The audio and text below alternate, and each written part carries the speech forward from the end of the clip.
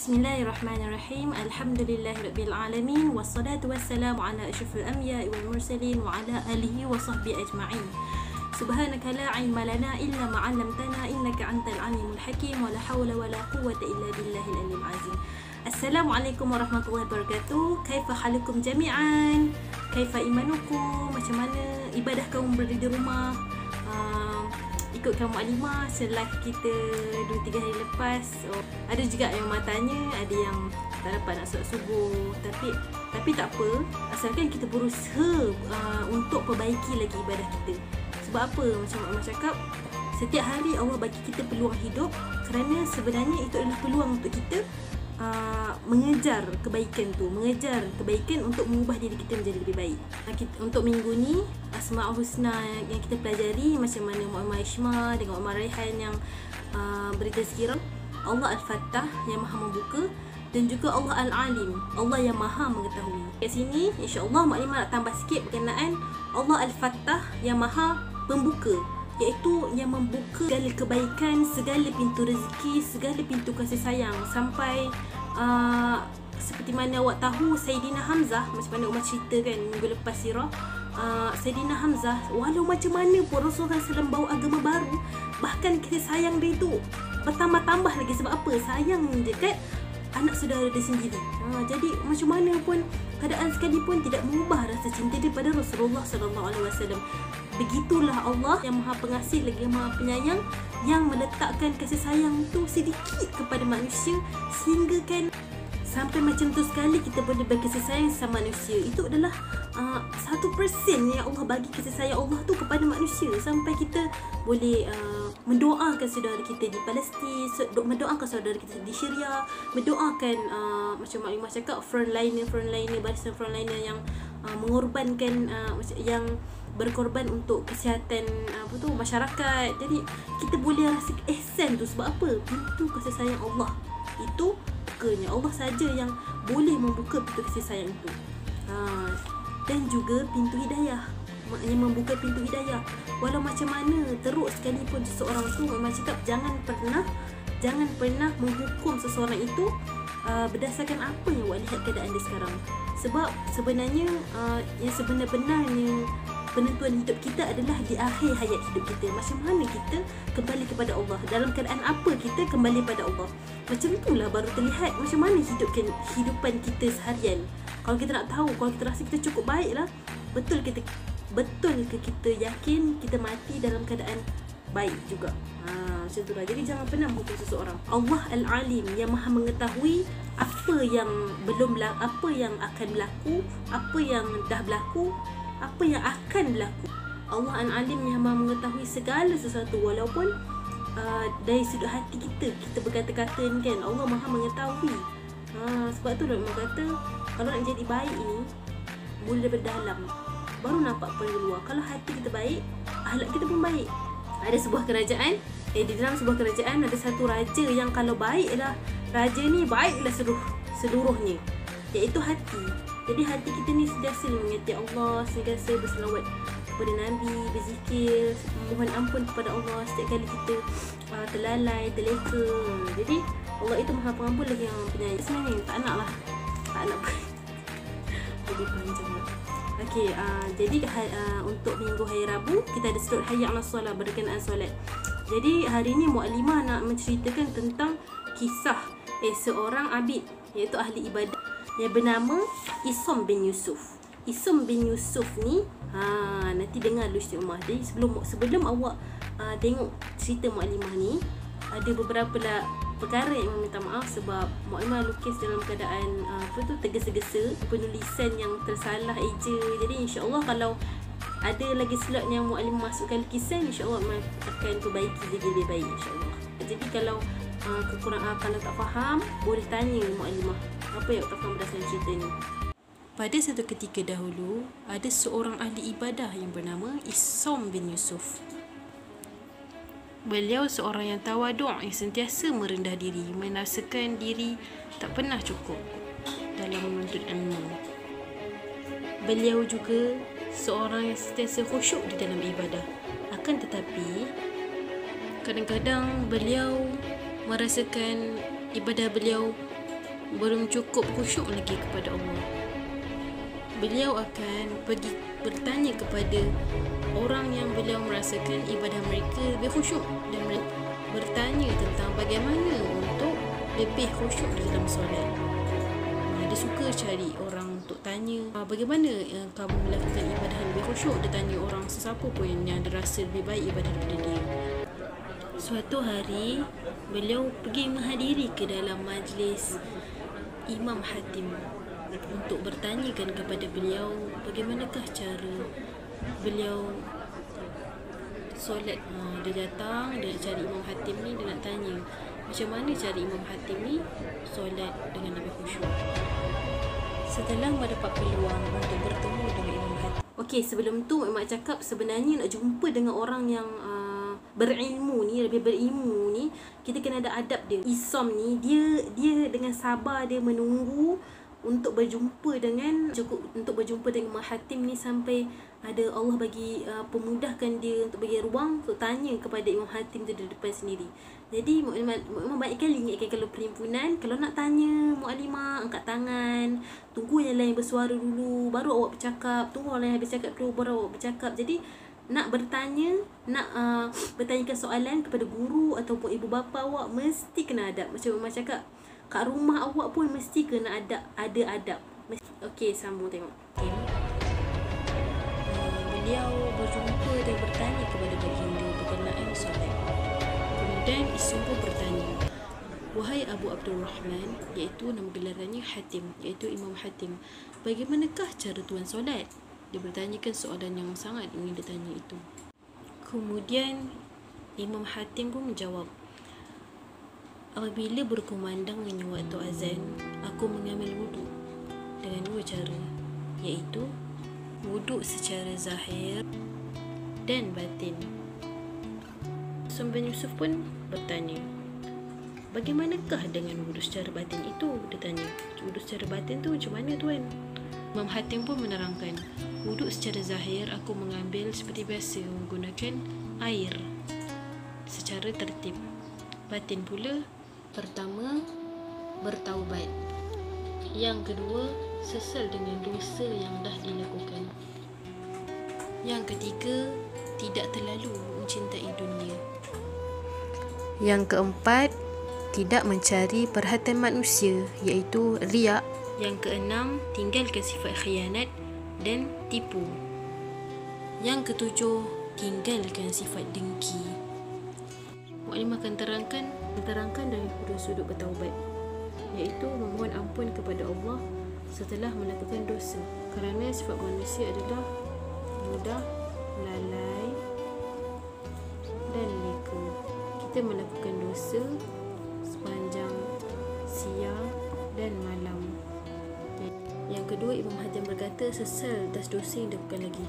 Sesal bermaksud menyesal. Menyesal dia kata dia janji tak nak ulang lagi. Contoh, dulu dia pernah curi duit kawan dia. Dia tanpa dia beritahu, dia ambil duit kawan dia. Dia pernah curi kasut. Banyak lagi kejahatan yang kita lakukan yang Allah tutup aib kita. Padahal kita je tahu kita pernah buat tu.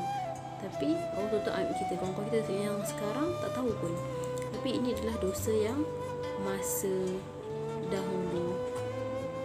Jadi awak tak perlu untuk bila kita melakukan satu dosa yang dahulu kala, yang contoh 3 tahun lepas, 2 tahun lepas, kan, awak tak perlu nak beritahu orang lain, sebab itu Allah dah tutup aib awak dah ditutup. Tak perlu untuk beritahu orang lain, hanya perlu bertaubat kepada Allah Subhanahu Wa Taala saja. Jadi kat sini dikata sesal dosa yang dilakukan ni ialah kita berjanji tak nak ulang lagi segala dosa yang dahulu pernah kita lakukan. Yang ketiga ini tidak terlalu tergilakan dunia. Tapi maksudnya tergilakan tu macam ni, tidak terlalu cintakan dunia sehinggakan dunia ni boleh kita masuk waktu solat. Contoh, waktu tengah solat lah kita ingat kunci ke mana, waktu tengah solat lah kita ingat apa kita nak makan lepas ni, waktu solat lah kita ingat apa kita nak buat lepas ni. Lepas tu lah berkaitan dengan jangan terlalu mencintai dunia, kerana dunia ini sifatnya sementara dan sangat-sangat melalaikan. Kita kena sedar dunia ini hanya sementara saja. Jadi kita buat ini sementara. Jadi kita akan buat yang terbaik dalam melakukan ibadah. Yang keempat tadi, tidak mencari perhatian manusia. Tidak mencari perhatian manusia tu maksudnya apa? Riak kat sini. Contoh, dia solat pun sebab nak mak tengok. Dia kata, mesti mak kata aku bagus sebab dia solat kan. Sebab dia solat kerana mak dia, bukan kerana Allah Subhanahu Wa Taala. Dia memikirkan perhatian manusia. Ni yang pada proses ni tu kena banyak istighfar sebelum solat. Sebab apa? Kita nak betulkan niat kita solat kerana apa? Solat kerana Allah Subhanahu Wa Taala. Yang kelima tadi, tinggalkan sifat megah. Dia buangkan perasaan sombong dia. Sombong. Kenapa kena buang perasaan sombong? Sebab apa? Merasakan kita tiada apa-apa ketika berjumpa dengan Allah. Maksudnya kita ni berhadapan dengan Allah ni dalam keadaan kita hina, dalam keadaan kita rasa kita ni tak ada apa-apa pun di hadapan Allah. Allah sangat mencintai hamba-Nya yang benar-benar melakukan ibadah sebagai seorang hamba, bukan merasakan oh aku lebih baik daripada orang lain. Oh sebab itulah Allah bagi hidayah kat aku, sebab aku baik. Sebab itulah ni semuanya aku. Oh sebab akulah ni, sebab akulah orang lain jadi baik, sebab akulah orang lain nak dengar anak masuk Islam, sebab akulah orang lain cuba nak mengaji, padahal semua tu atas keizinan Allah. Jadi kita kena buang sifat sombong tu dalam hati kita. Buang sifat sombong tu, merasakan aku, tiada aku di dalam diri kita. Segalanya yang berlaku atas keizinan Allah Subhanahu Wa Taala. Setiap apa yang berlaku, contoh kawan awak kata, contohlah kawan awak kata, wow alhamdulillah, terima kasih sebabkan kau lah aku nak baca solat. Tapi sebenarnya yang berhidayah kepada kawan awak tu adalah tetap Allah Subhanahu Wa Taala. Jadi kan cakap dengan dia, semuanya atas keizinan Allah. Segalanya atas izin Allah. Yang keenam tadi, tinggalkan khianat dan tipu. Yang ke situasi kita kat bawah ni contoh, ni luar solat tau. Dia kata, serius aku tak ambil. Saya kata, kawan dia kata, Allah Maha melihat. Dia kata dia tak ambil, tapi padahal sebenarnya dia ambil letak bawah meja ni. Kita banyak menggunakan nama Allah untuk, demi Allah aku tak ambil, sumpah aku tak ambil. Jangan gunakan dengan nama Allah atau sumpah dengan perkara yang tak pasti kita ambil. Jangan gunakan nama, senang-senang menggunakan nama Allah dalam berjanji, lagi-lagi kalau kita tak cakap benda yang benar. Yang ketujuh, tinggalkan sifat dengki. Dia tak rasa dengki ke situasi kat sini, dia pun situasi luar solat. Tapi mak buat perumpamaan, dia kata, kawan dia kata, Mat, jalan kaki je ke? Dia kata, tak apa, itu rezeki dia. Sebab dia yakin, mak pernah cakap, Allah Subhanahu Wa Taala itu maha adil. Dia memberikan rezeki masing-masing mengikut kemampuan masing-masing. Mungkin ada dikemas sebab apa Allah latih dia jalan kaki daripada kecil. Mungkin besar nanti dia jadi seorang askar contoh. Jadi dia dah biasa merasa susah daripada kecil, jadi jiwa dia kental sikit berbanding yang lain. Jadi setiap apa yang Allah susun tu pasti ada hikmah di sebaliknya, walaupun sekecil-kecil benda sekalipun. Yang ketujuh ni Imam Hatim cakap, dia meninggalkan sifat dengki sesama makhluk tadi ketika dia dalam solat, sebab tak memikirkan tentang makhluk lain pun. Setelah Imam Hatim menceritakan tentang wuduk zahir dan batinnya, dan beliau menceritakan tentang bagaimana baginda ketika di dalam solatnya. Dia mengatakan, aku mengemaskan anggota badanku, dia berdiri tegak dalam keadaan tenang. Kemudian aku menghadap kiblat. Kemudian aku membayangkan syurga di belah kananku dan api neraka di sebelah kiriku, supaya aku melakukan ibadahku dengan penuh khusyuk.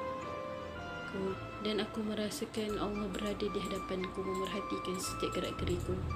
Dengan begitu aku akan melakukan solat dengan penuh tertib. Dan di bawah tapak kakiku, aku berada di atas titian sirat. Kemudian aku membayangkan malaikat maut berada di belakangku, kerana aku membayangkan solat yang aku lakukan itu adalah solat yang terakhir bagiku, kerana aku tidak pasti bila kematian itu akan tiba. Dan dengan itu aku akan melakukan solat dengan bersungguh-sungguh, kerana itu adalah solat yang terakhir bagiku. Kemudian aku berniat dan takbir dalam keadaan tertib dan memahami setiap bacaan solatku. Setiap bacaanku aku memahaminya dengan penuh dengan jiwa. Kemudian tasyahudku, iaitu tahiyat akhirku, aku melakukan dengan tawaduk dalam keadaan hina. Dan kemudian aku memberi salam dengan penuh ikhlas.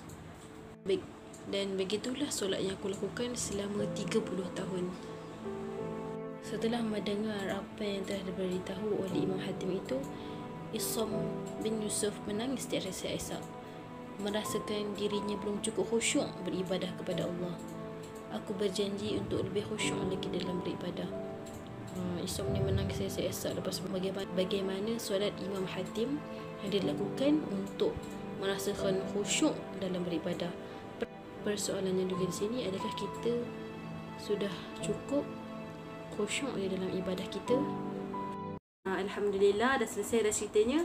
Jadi macam mana yang awak lihat tadi tu, Imam Hatim ni dia menceritakan tentang macam mana dia wuduk secara zahir dan batinnya. Batinnya tu detail ni macam mana kita selalu mempersoalkan kenapa susah nak khusyuk. Sebenarnya kita lihat balik kepada awal wuduk kita, macam mana persiapan kita nak berjumpa dengan Allah. Beberapa yang Mu'alimah bagi tahu tu, kita boleh usaha sama-sama. InsyaAllah Mu'alimah pun banyak yang kena perbaiki. Kadang-kadang kita fokus, kadang-kadang tak fokus. Kadang hari ni solat awak okey, kadang-kadang esok ni tak okey.